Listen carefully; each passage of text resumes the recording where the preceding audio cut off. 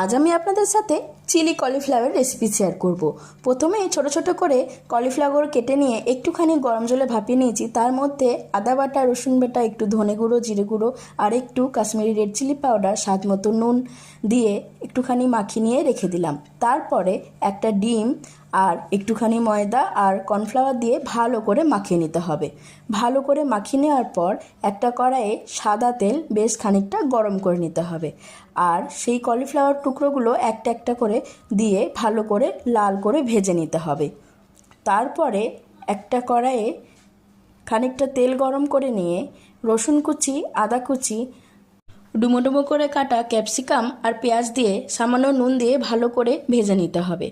তারপর এর মধ্যে সয়া সস আর টমেটো সস দিয়ে ভালো করে ভেজে নিয়ে সামান্য পরিমাণে জল দিয়ে ফুটে এলেই ভেজে রাখা কলিফ্লাওয়ারগুলো দিয়ে ভালো করে মিশিয়ে নিয়েই তৈরি হয়ে গেল চিলি কলিফ্লাওয়ার।